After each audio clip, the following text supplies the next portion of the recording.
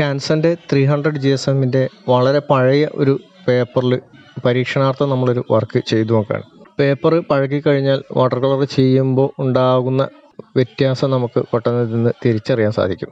നമ്മൾ പെയിൻറ്റ് ചെയ്യുന്ന സമയത്ത് പല സ്ഥലങ്ങളിലും പെയിൻറ്റ് വളരെ പെട്ടെന്ന് അബ്സോർബ് ചെയ്ത് പോകുന്നതും അതുപോലെ തന്നെ ഒരു ഡള്ളായിട്ടുള്ള ടെക്സ്ചർ രൂപപ്പെടുന്നതും നമുക്ക് കാണാൻ സാധിക്കും.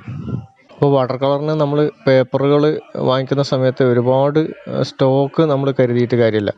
അതായത് പഴക്കം ചെല്ലുന്തോറും പേപ്പർ പെയിൻറ്റിങ്ങിന് അനുയോജ്യമല്ലാതെ മാറും. പെയിൻറ്റ് പേപ്പറിൽ ജസ്റ്റ് ടച്ച് ചെയ്യുമ്പോൾ തന്നെ നമുക്കത് കാണാൻ സാധിക്കും.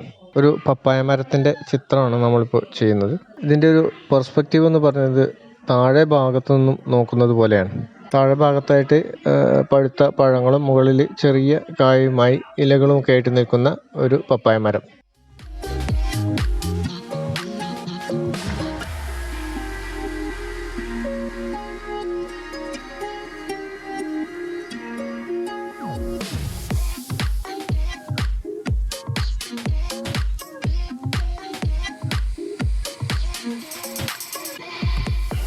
മുകൾ ഭാഗത്ത് പെയിൻറ്റ് ചെയ്യുന്ന സമയത്ത് നിങ്ങൾക്ക് കാണാൻ പറ്റും, വളരെ പെട്ടെന്ന് പെയിൻറ്റ് അബ്സോർബ് ചെയ്ത് പോകുന്നു. അവിടെ ഡള്ളായിട്ടുള്ള ഒരു ഏരിയ ആയിട്ട് മാറുന്നു.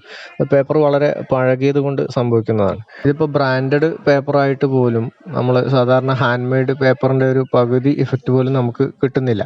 അപ്പോൾ അതുകൊണ്ട് പേപ്പർ നമ്മൾ ഒരുപാട് വാങ്ങിച്ചു വെക്കാതെ ശ്രദ്ധിക്കണം. ഫ്രഷായിട്ട് വളരെ മിനിമം ആവശ്യമുള്ളത് മാത്രം വാങ്ങി വർക്ക് ചെയ്യുന്നതായിരിക്കും ഏറ്റവും അനുയോജ്യം. ലൈറ്റ് ഗ്രീൻ, ഗംബോജ് ഹ്യൂ, അതുപോലെ ലെമൺ യെല്ലോ, ക്രിംസൺ ലേക്ക്, സാപ്പ് ഗ്രീൻ, ഹൂക്കേഴ്സ് ഗ്രീൻ, ഈ കളറുകളാണ് നമ്മൾ പ്രധാനമായിട്ടും ഈ പെയിൻറ്റിങ് ചെയ്യുന്നതിന് വേണ്ടിയിട്ട് വിനിയോഗിക്കുന്നത്. ലൈറ്റ് കളറുകൾ ആദ്യം ചെയ്ത് പിന്നീട് ഡാർക്ക് കളറിലേക്ക് മൂവ് ചെയ്യുന്ന സാധാരണ രീതിയിലാണ് ഈ വർക്ക് നമ്മൾ ചെയ്യാൻ ഉദ്ദേശിക്കുന്നത്.